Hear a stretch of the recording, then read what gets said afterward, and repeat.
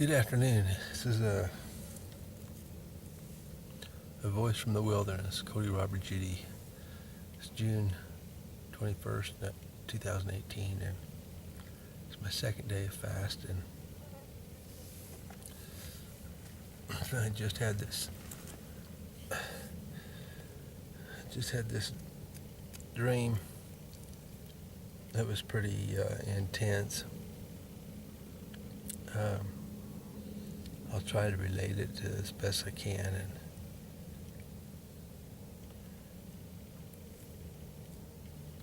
I was on this bus tour through many cities, and there was many stopovers almost in every city. And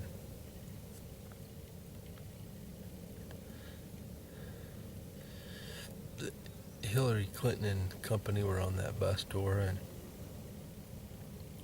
so were some friends of mine. And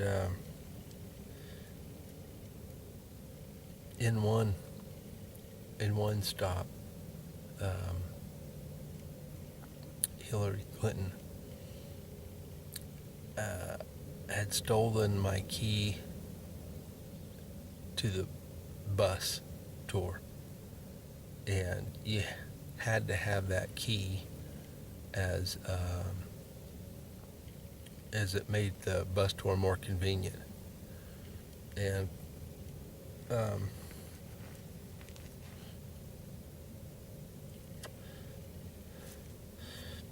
remember people were buying stuff like sugar in bulk quantities because they knew it was going to be valuable.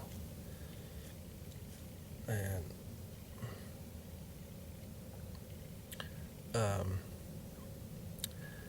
she took that key from me, or she'd stole it, and I knew that she had stole it, and I walked right up to her and told her, "Hillary, give me that key." And she refused. She said no. And then I says, "I'm going to go straight to the bus driver." And so I did. And the bus driver and people that worked there, they were kind of behind cages where you'd cash in chips or something, like at a casino. And I told them, I says, Hillary Clinton stole my key, and I asked her for it back, and she wouldn't give it. And they says, "Oh man, not her again. She is trouble." And so then she came up and was forced to give me my key back. And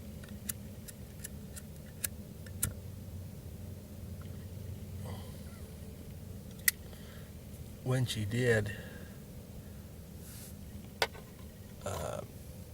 she was like, "Don't you want to bow down to Mama and get it?" And it was like she just wanted to make me subservient to her. And for what she had taken from me. And I refused to do that. And she was just so awful in her arrogance and pride and dominion, unlawful dominion. And so we continued on, and when we would stop at a city, it was like this, the betting arrangements would change, and I was in I was in a number 8 compartment always, so I was towards the back. But in a few cities, it was like when we changed buses, it was always kind of a rush to get out and kind of get your parcels and get what you wanted at the concession stands and stuff, and then get back on the bus before it left. Well, it's one city, the bedding arrangements changed so bad that the people on the back of the bus, they didn't have enough. They were like double, triple, quadruple bunking to find a place for people to sleep. And I didn't have,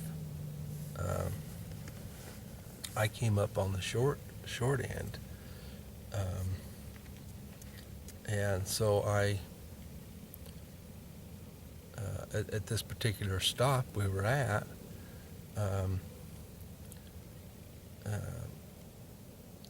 George W. Bush, former President George W. Bush said, well, you can sleep in the barn.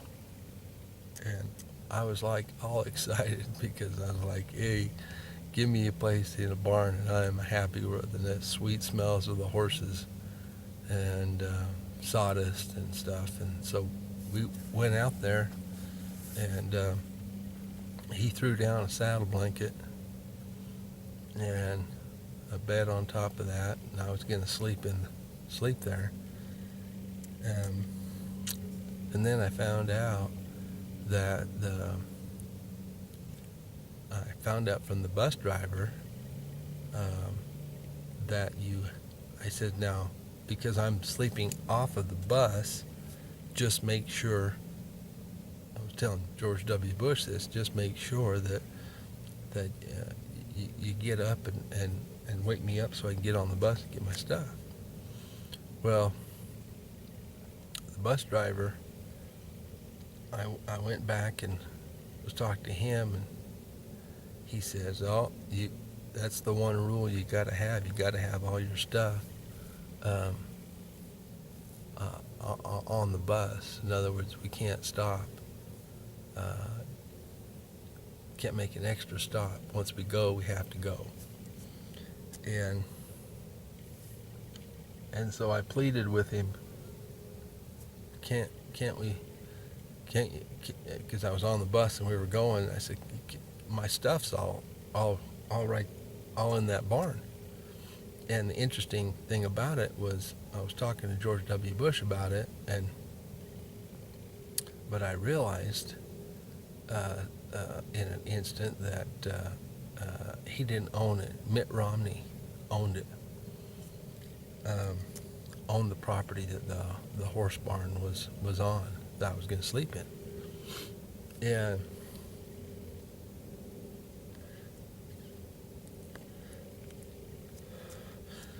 And the bus driver said, well, we can't officially stop the bus for me to let you out, but he said, I'm going to stop the bus to check all of the locks on the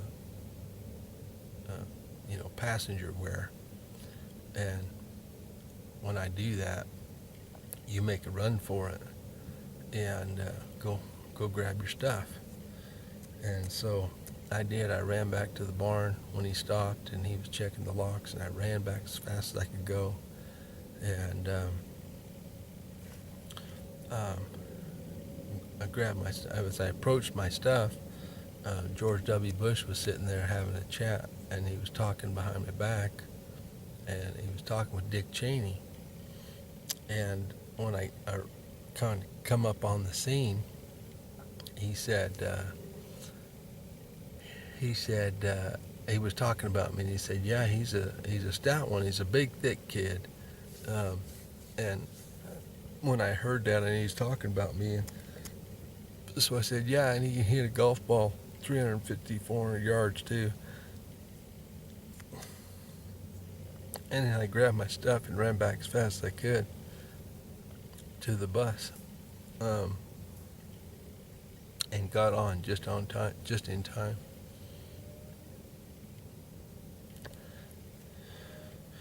And I thanked the bus driver, and he nodded to me.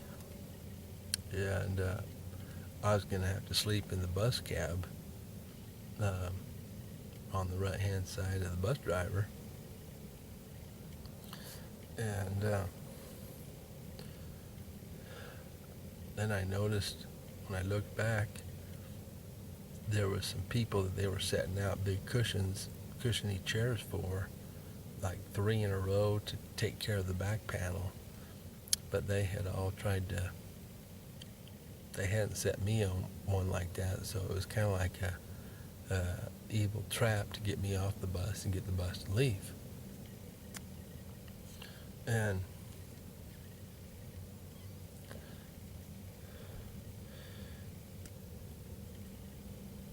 then I was flipping these great big trusses. They were like metal trusses off of but they were like aluminum. Somebody had figured out how to make these big metal aluminum trusses that were really light, and they were talking about housing with those. And somebody had figured out, I think, a cheaper, more efficient way of housing. And I was flipping those off of the 18-wheeler that had come in carrying them.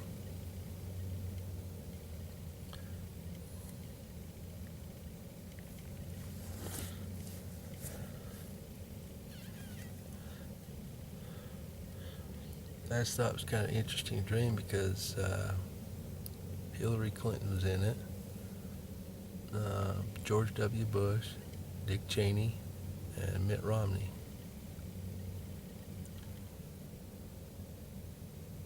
But I got that key back. That was an important thing, and Hillary Clinton had stole it.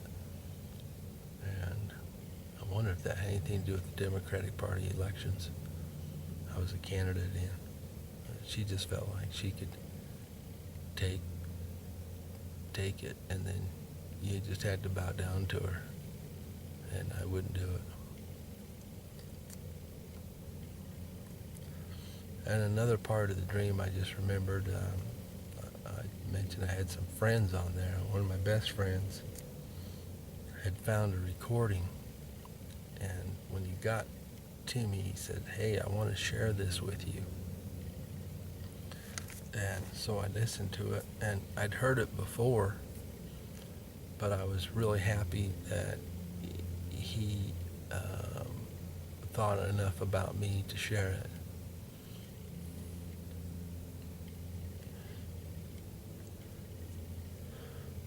That friend works for the DOD, Department of Defense. And in real life. But it seemed like it was like really, really important to him, and so I did. I listened to it and thanked him for sharing it. And I said, "Well, let's party now. Let's drink some Jack Daniels together." I lived with him for a time when I was, I think it was about 19. We worked construction together. Well, that's all I can remember right now. So I'll just leave it at that and think and ponder on it. This is a Voice from the Wilderness. I'm Cody Robert Judy. Have a good day.